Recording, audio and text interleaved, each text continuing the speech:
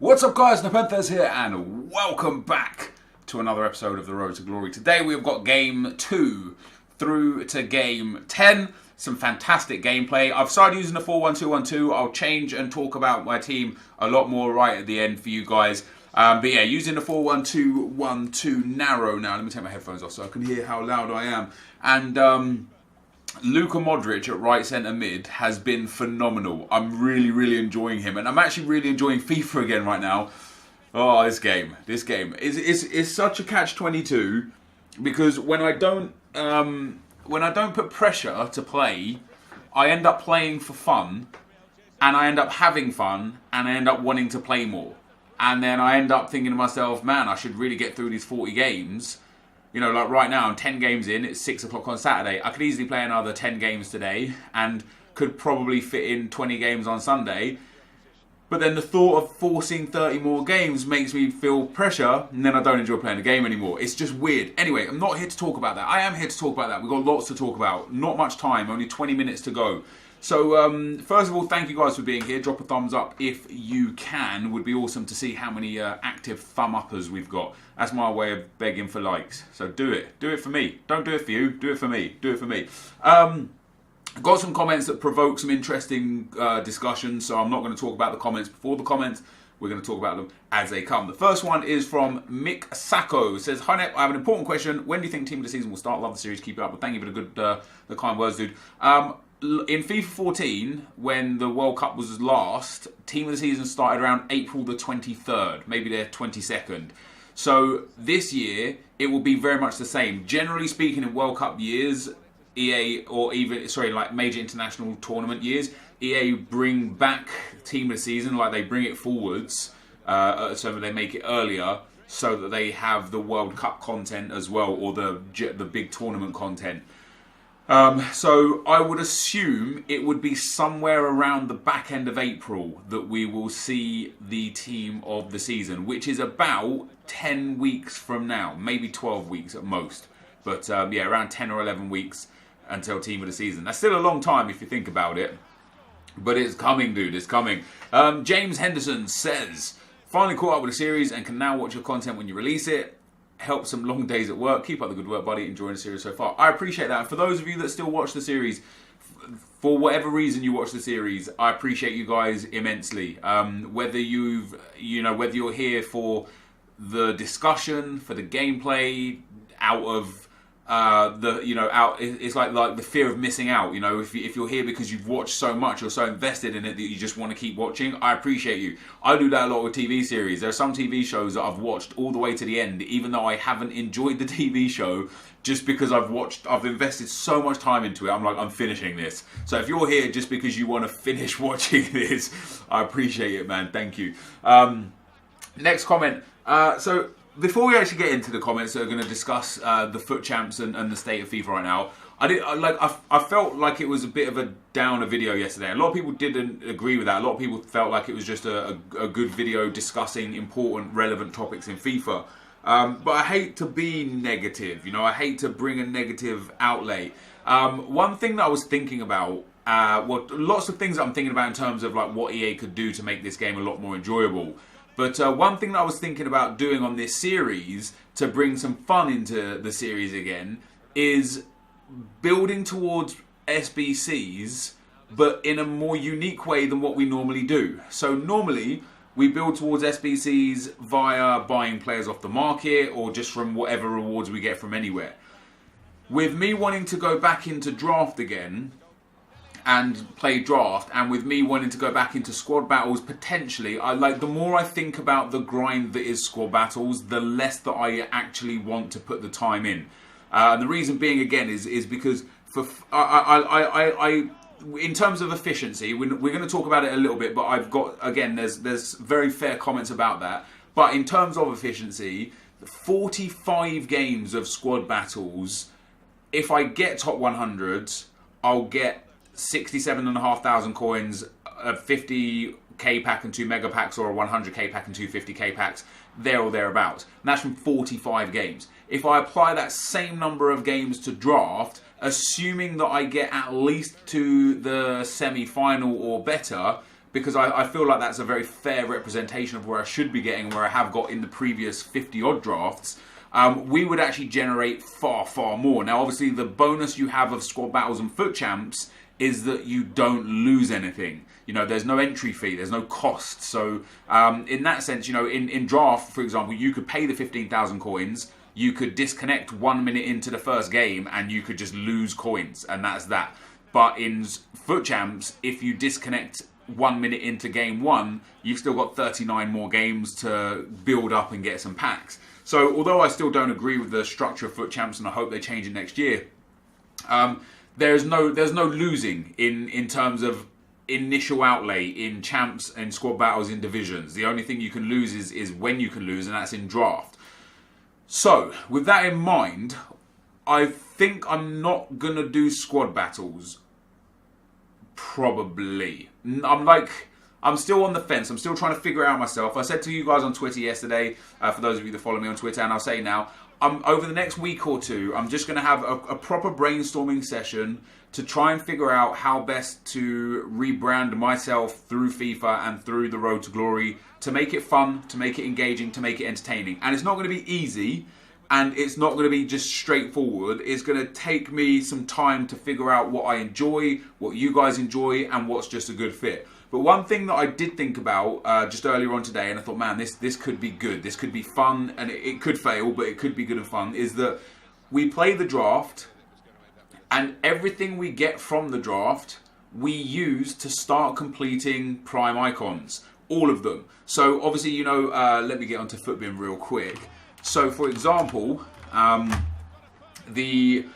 even necessarily just prime icons, but any SBC that's available. Basically, we use the rewards from draft to start gearing towards completing SBCs, and then we use the rewards from foot champs, depending on how much I play each weekend, to save up, to trade with, to improve the team, or to just wait for team of the season with. So even if that means we finish Silver 2, which is obviously the 11 wins, Silver 2 gives us a 25k pack, a 35k pack, and 20k coins. So even if we finish Silver 2 every week, we're still getting some alright rewards. You know, it's not the worst thing in the world, especially if we're ploughing through draft, getting lots of good stuff out of draft. And again, you know, as long as I can make sure that I'm effectively playing draft, you know, if I'm losing in the second round or the first round constantly, it will just be an utter waste of coins. But if not, it could be fun. But if we take into consideration, let's just look at the icons now, for example. When we look at Alessandro Del Piero, which I know is an icon a lot of you guys wanted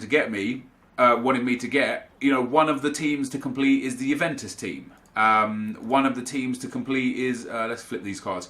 So the Juventus team, you need 4 Juve players and an 83 rated squad. Imagine we just start building that from the players we earn and pack from the draft rewards. The Sydney FC team, we need 1 Sydney player, an A-League team, and a 65 rated team. So once we pack that Sydney player, we go and complete that. So and then if we don't pack anything that's relevant and prevalent to this specific icon, we can take a look at the Mark Overmars icon. And the Mark Overmars icon requires an Arsenal squad and a Barcelona squad and an 83 rated squad and an Eredivisie squad. And we can start using the draft every single time to just build towards these.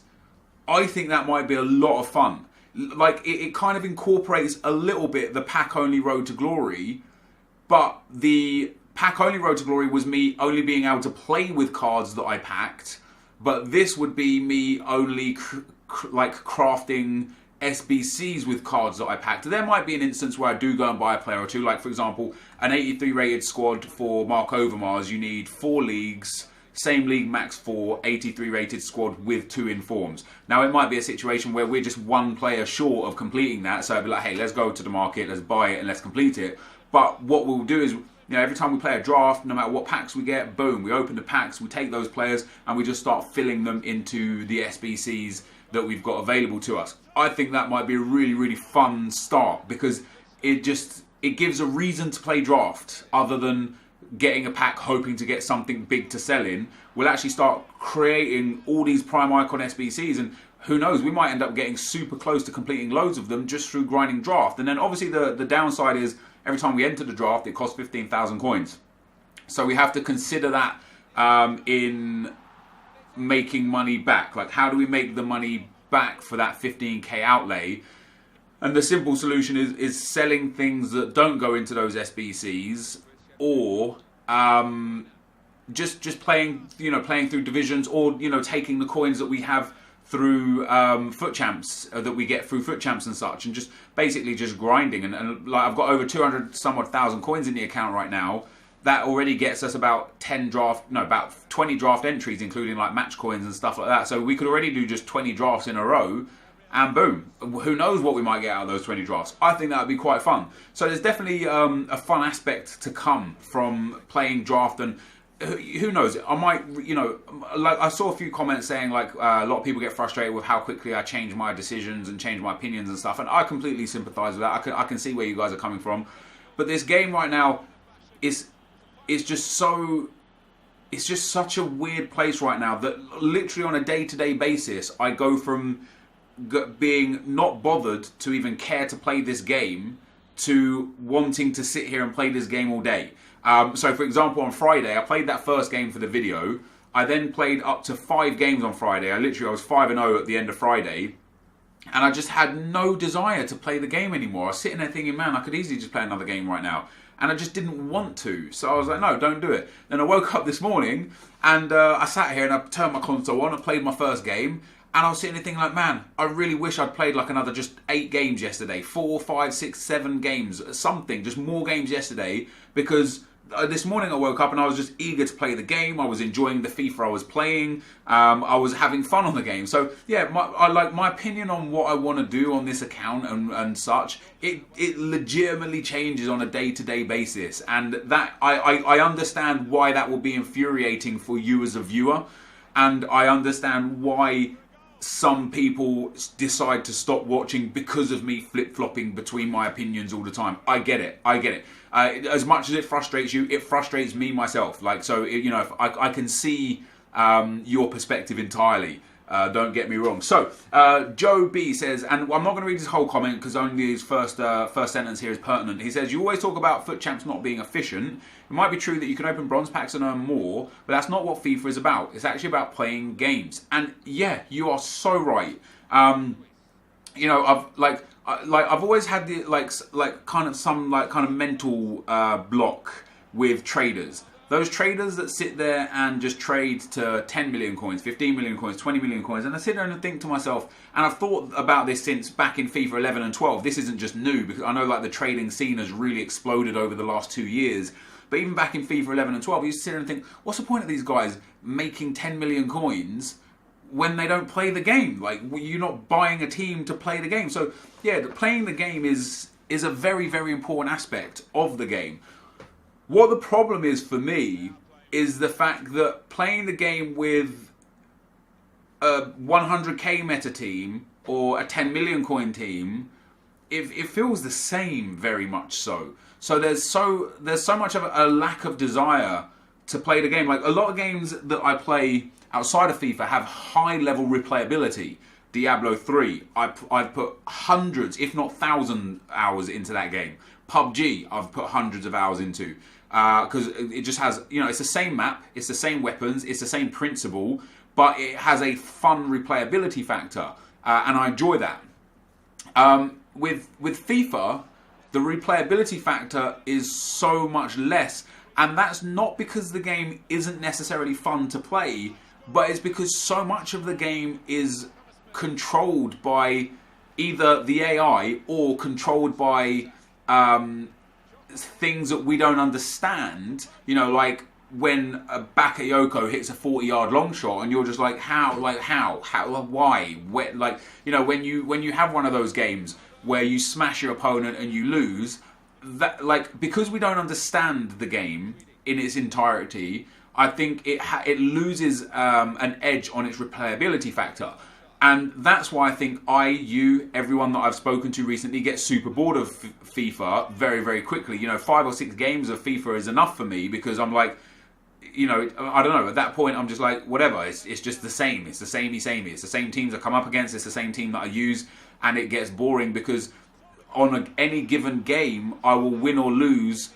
Sometimes I win because the AI has something in it that benefits me. You know, like I literally take a shot that takes a deflection that hits the post and goes in and I win that game. That's not me winning by skill. But when you play PUBG or Fortnite or Diablo, the things you do are entirely skill-based, and you have a complete understanding of the entire game mechanics, which makes it considerably more fun, in my opinion. Of course, in my opinion. So what I talked about before and on stream last night in terms of what could EA do to make the replayability factor of FIFA more interesting, and that's quite simple for me. Giving progressive tournaments or progressive reward structures would be incredibly fun. So for example, I think I talked about this on the stream last night. I talked about this in terms of squad battles rewards, but imagine this as an online thing as well. This week coming, so from Monday running through till Friday, so for 5 days, Monday at 6 PM it starts, Friday at 6 PM it closes, they release the ultimate tournament, right? And this ultimate tournament, you get 10 attempts in this ultimate tournament. And every time you win, it chalks up a win next to your name. So if you play it 10 times and you win it 10 times, you get 10 wins. If you play it 10 times and you win it 1 time, you get 1 win. If you win it 5 times, obviously you get 5 wins. And it just chalks up wins next to your name. And then at the end, each win is correspondent to a prize that is progressively better compared to the last prize. And they can do coins, they can do packs, but what I would love to see is unique players that get unique upgrades. So for example, I know I use this with Fernando Torres for, I actually use it with Delafeu for squad battles, but somebody made a concept of my idea. Not that my idea is unique by any stretch of imagination, because I took it from FIFA Mobile, but somebody made a concept design of it and showed like the Torres getting upgraded. But imagine if you win the tournament 1 time, you get, I need to go and look at Torres' card real quick. You get a Fernando Torres card that is, what is he? He's 81 rated. So if you win it 1 time, he's 3-star skill moves and 4-star weak foot. If you win it once, you get a special looking Fernando Torres, the same base card that he's got, but he has 4-star skill moves and 4-star weak foot instead. If you win the tournament 2 times, you get an 83 rated Torres with 3-star skill moves and 4-star weak foot that he's currently got. If you win it like 5 times, what you get is an 85 rated Torres with a 5-star weak foot and 4-star skill moves.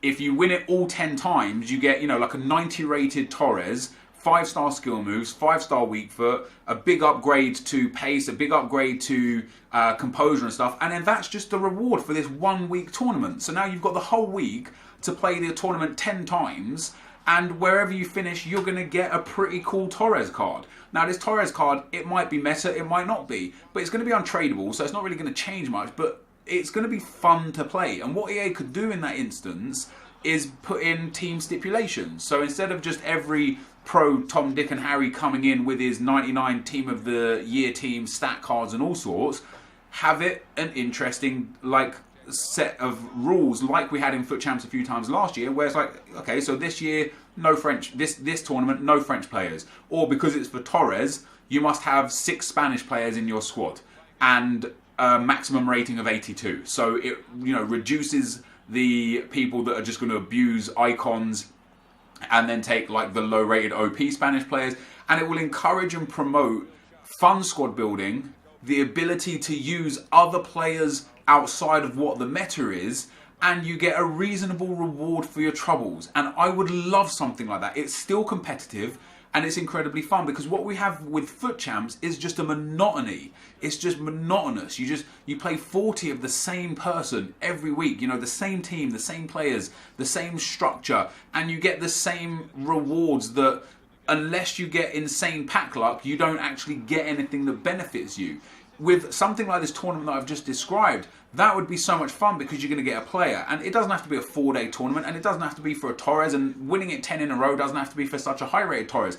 You could have each time you win it could just be for a special unique thing that you might want to stop after a certain amount of times. For example, let's take Torres for that example again. Let's say if you win it 8 times, you get like an 86 rated Fernando Torres, what would be a 3rd inform upgrade. So, he'll go to like 84 pace, 88 dribbling, maybe like 88 shooting and 79 physical or whatever. But he has the chem links of an icon. So this Torres now will fit into any team you use. So you might get 6 wins in and think, I want this 6th win Torres that links to everyone. I don't want the 7th win Torres that has 5-star skill moves, 5-star weak foot. So it gives people the opportunity to have diverse players that would be fun to use.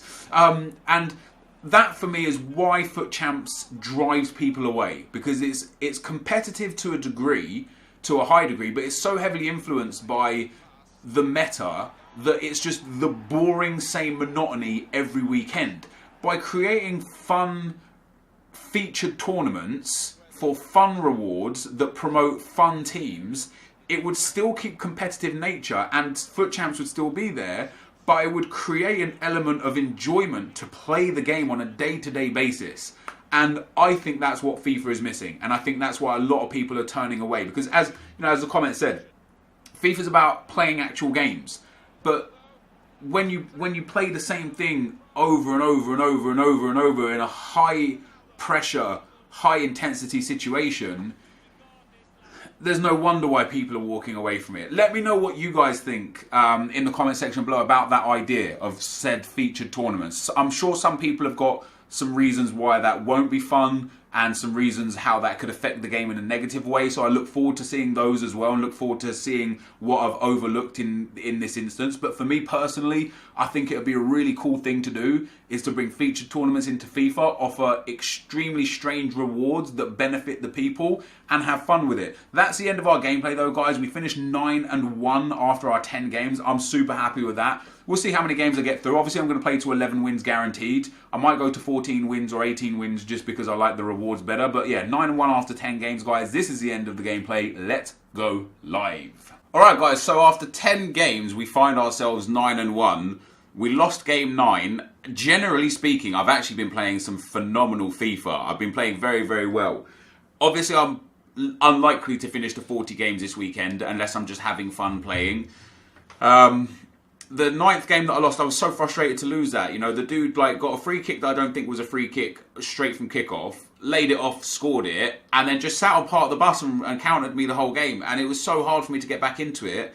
I got it back to 3-2. I felt like he should have had a red card with David Luiz. He literally took me out clean whilst I was clean through with Shevchenko. But that aside, I bottled so many chances in that game. But outside of that one game where I let myself down, and he scored some okay goals, but I let myself down in that one. I'm just generally happy with how we're playing. You know, we're only 2 wins away from auto qualification, which is obviously fantastic. I will play more than auto qualification. I'll just play until I'm not happy. You might see a few changes in the team as well. This weekend league, I think this video is probably titled New Squad or 2 Squads or something like that, because I actually swapped my team around. I'll show you who I changed and put in instead. Premier League team is what I had. Well, not Premier League team, but I put some Premier League players in. We popped him in. And we went with, as you'll see here, I've got 2 games on Chris Smalling and 2 games on Joe Hart, because I switched out to this team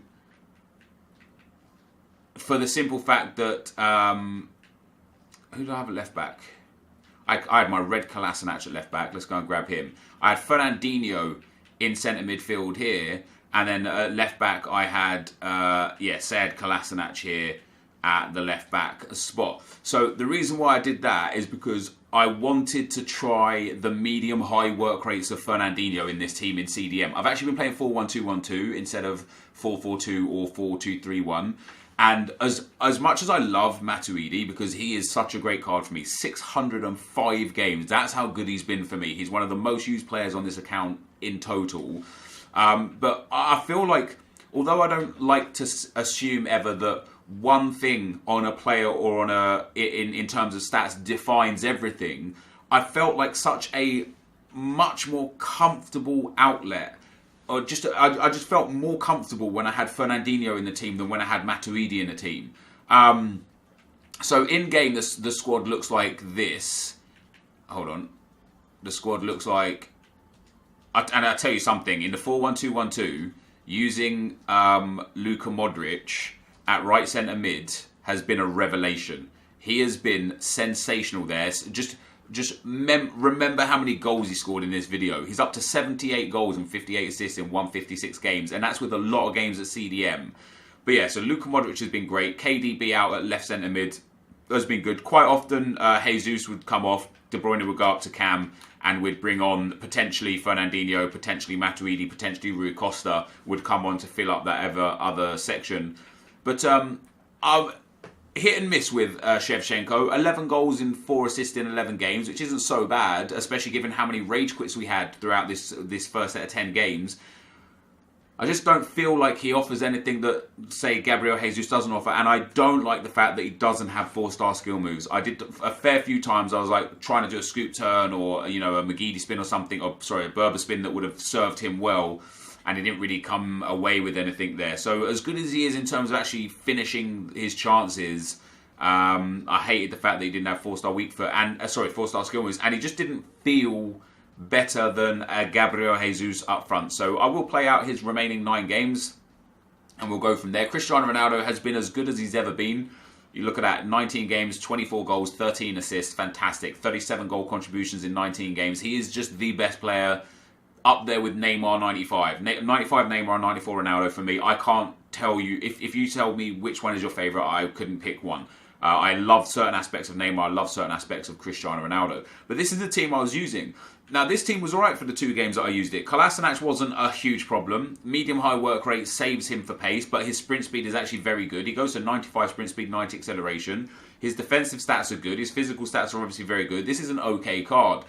Chris Smalling was okay as well. He's nice and tall, which is great. He's got the medium-high work rates. He's got good pace, good defensive abilities, good strength. It was all right with this team. I did switch back to the Benatia, Matuidi, Sandro trio down that left-hand side. But like I said, like the main reason for me going to this was the medium-high Fernandinho. I like Fernandinho more than I like Matuidi in my CDM role. But I prefer Alexandro and Benatia in defence over Kolasinac and Smalling. Now, I know I could go out and get different players to help still fit Fernandinho in, but generally speaking, I'm not a big fan of Premier League centre-backs. So I could go and get like Bailly, Ashley Young in form, and David De Gea, you know, but I don't want to waste the coins when I've already got players in the club that do a good enough job, you know. Something that was in the comment section in the last few videos as well, and some guy took it upon himself to tweet me several times as well, making sure full well that I was aware, is that the way I set my team up, which is as follows here, the way I set my team up, not Hart in goal, Asensio in goal, the Benatia only has 8 chemistry. I know he only has 8 chemistry. I knew he only has 8 chemistry. There's no way that I can set this team up to get everyone else on 10 and Ronaldo on 7. So I had to decide if I put the icon down here and put the next player up there, then, you know, Modric would have to go off chem. Like, so it basically, no matter what way around I do it with any formation, somebody suffers with Ronaldo. Ronaldo's on 7 chem and somebody else is on 8 chem. And I decided to have it be Benatia, just because it hasn't cost me, it hasn't hurt me at all. I'm 9-1 after 10 games. You know, I'm doing good in this instance. Now we've got 3 things to claim from Foot Central. We've got Premier League goal scorer. We get ourselves an all injuries card, always nice. Or not. We get ourselves a get fit, 200 coins, and a weekly objective. First time shots, score 10 first time shots, gets us a Hawk chemistry. That's a nice 400 coins, EA. Thank you very much for that 400 coin chem star there. Buy a badge. Come on now. Maybe I should start listing up badges. We sold a lot of things. So I told you guys that Locaida Brighton guy that I bought. I bought him for 27,500.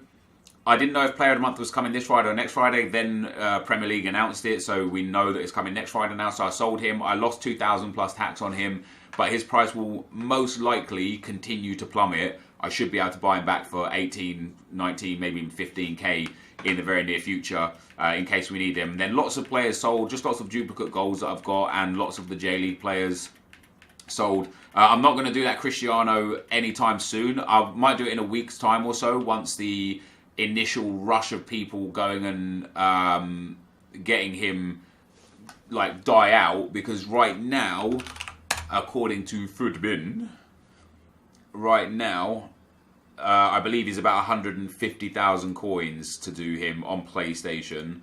So, oh, it's even more. He's up to 213,000 coins on PlayStation, which means a lot of those players that I had that I wasn't selling may now be worth a whole bunch of coins. Like, I sold some J-League players and I kept some.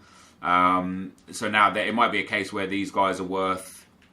Yeah, I mean, this guy's like now, we could probably get like 1,500 coins for him. I'm more than happy to do that. So what I'm doing right now, guys, I'm just selling the players because they're worth so much compared to what they are normally worth. And then when the hype dies down and when the market kind of recovers, this will go down to like 100, 120k player in a week or two, and we'll pick him up then for much, much cheaper. In the meantime, so the most expensive team is this one. Oh, and I've got lots of these guys.